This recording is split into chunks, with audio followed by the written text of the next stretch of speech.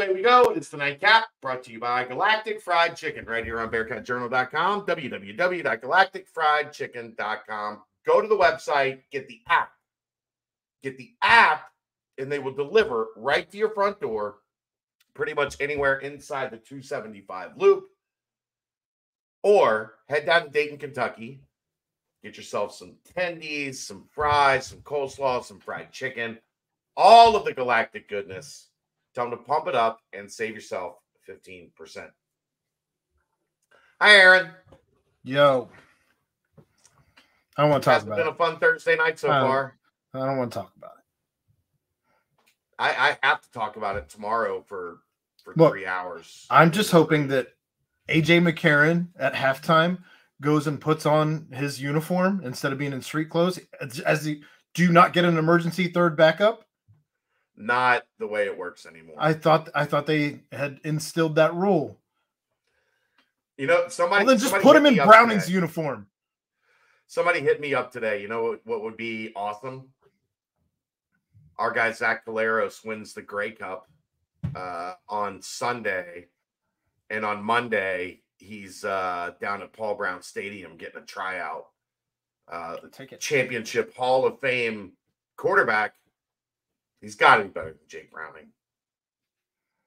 Got to be. If they don't sign a backup worth anything next season, so help me God. It doesn't look good for old Joey B. I might make the argument tomorrow on the radio. Just shut him down.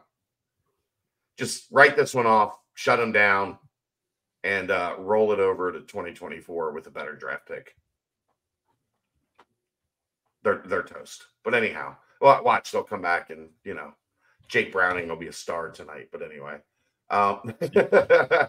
let's get to the business at hand. It's a halftime show again. We've done these before. The Bengals are at halftime. Aaron wants to get back desperately to watch the game. I have to tonight because I've got Cincy 360 tomorrow for Tony Pike. Maybe Tony Pike has a workout tomorrow with the Bengals. Maybe that's why.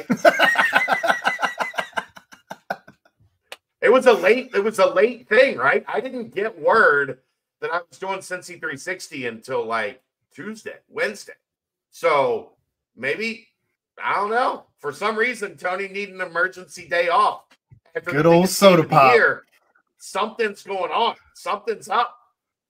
I'll talk about it tomorrow on the radio. Cincy 360, ESPN 1530, noon to 3. Three Keys, West Virginia. Great stuff at the beginning of the BCJ podcast last night. Chris Anderson was really good, man. Like he had especially once I fixed his audio issues, it was even better. Yeah. He had a great perspective. He was open. He wasn't fanboying. He was telling you this is what they're good at. This is what they're bad at. Like that's what we want. He was really good at it. So if you haven't caught that, go catch it. But it gave us good intel for this. So Three Keys, you're up. Fire away. Well, my first one is going to be the same as it was last week. Win the turnover game. There seems to be a correlation there. When you turn over the ball less than the other team and you turn them over more than what you gave up, it works. Crazy, I know. I was going to put this in mine, and then I was like, wait, Aaron's just going to roll with that one again. Sure did. To be honest, I almost just did my complimentary football and win. I almost just ran it back. I thought about it as well, but I did switch some things up. My second point, the defensive line pressure, you're going to have to – look, you have to get after the quarterback when you are on passing, and if West Virginia's smart, they're going to try and pass probably more than they do on a normal basis in this game, just kind of given what Cincinnati's shown outside of last week. Was last week an anomaly? Who knows, but we'll see. Regardless, the defensive line has to get after the quarterback, but more so than that even, you're going to have to stop the run up front before they get to that second level. If it gets to the second level, you've already lost. So you've got to stop them early and often. I think based on what Chris said yesterday, I don't think we're going to see them throwing a lot of short and intermediate stuff just because their quarterback's not good at it. I wasn't talking about that. But if they're gonna go deep, he can't just sit back there and have 3, 4, 5 seconds without anybody in his face, without anybody making him get off his spot. So agree 1,000%. This is not, it's one of the few times I'm not worried about the quick game. I'm not worried about them hitting slants and digs and, stuff early and over the middle and to the sidelines. They want to stretch you vertically. The way to take that away, don't let the quarterback stand there. So defensive line pressure, big key. And the third one, continue moving the ball. They've moved the ball so well lately. And last week it was more complimentary, and this is kind of to that complimentary point, but just I didn't feel like there were a ton of stalled drives. Like even like the third down didn't seem like it was third and long as often as it has been in the past 7 games prior. And right. That's part of all of that. But I don't care if you're going to have to pass the ball. You cannot just simply rely on the run game to get you there tomorrow. I don't think they're going to win if they have less than 250 yards passing.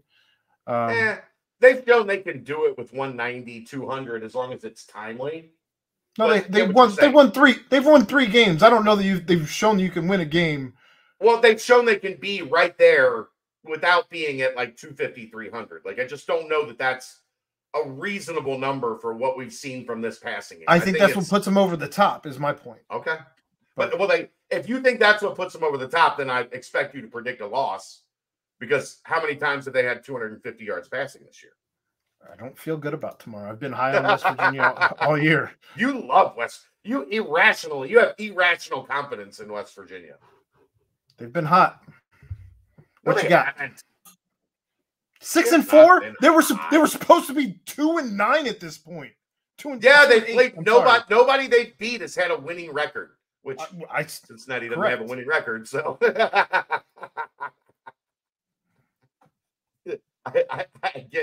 I get the nuts and bolts here. Stay clean. We saw a team that did not commit penalties, that did not turn the ball over, that was not careless. Like, it makes such a difference because you're so much better in the winning the hidden yards and winning field position and not extending drives for the other team that you got them at 3rd and 8 and you get a defensive holding and all of a sudden they got a first down and now they get the ball for 3 more minutes and however many more plays. Like, that was a huge factor in why they were able to maintain the lead against Houston last week. So stay clean, win up front, offense and defense. And that is run game and pass game. To piggyback off what you were saying, right? For the defense, the offense needs to do the same thing. They need to be able to create time for Emery and time for Lichty when they're back there. And they also, Chris talked last night about West Virginia has struggled with outside zone. They've struggled containing gaps, and teams that have stretched them out from sideline to sideline, pick a spot and run the ball. So you've got to do that. You've got to win up front on offense. And like you said, you have to do it defensively as well. And then finally, nothing deep. You cannot let them get you over the top. You cannot put yourself in a situation where you are stopping their offense and then all of a sudden, boom, they hit a 50-yard play on, 2nd and 10 or 3rd and 8 or whatever the case may be. Like, it's just a matter of defensively, you have to stay sound. And we have seen that improve as the younger secondary players have gotten more time. I expect we will see more of that Saturday. So just make sure you keep them in front. Make sure you're playing fundamentally sound. And do not let them, they want to beat you. They're in a lot of ways, they're kind of like Cincinnati. They want to beat you 5, 6, 7 yards at a time on the ground. If you hit a 50-yard play, I mean, that's essentially 6 plays, 6 runs, 7 runs. that you're just giving them on one pass play. Yeah. So Kalen Carroll, Raekwon Atkins, like, the young guns at corner Jordan Young. have been Jordan Young, who had a good game. Let's see him back it up with another. So, all right, there you go. I know this line still stands at normal. Line still stands at 6.5. Obviously, it's moved a little bit since it opened initially in West Virginia's favor. Yeah. That said, the over-under on it is, I believe, 53.5. I think I just saw. 53.5. So they're expecting something in the medium scoring game, 20 to 30s game. Yeah. We'll see. Cincinnati has yet to score 30 in a while. Baylor game, right? It's been a while. Yeah. So I think that might be the key. That might be a key that we both left out. Score more than 30. Yeah. Hit 31 and feel pretty good, hopefully. Whatever. All right. I'll let you get back to the game. That's the nightcap. Brought to you by Galactic Fried Chicken. Right here on BearcatJournal.com. See ya!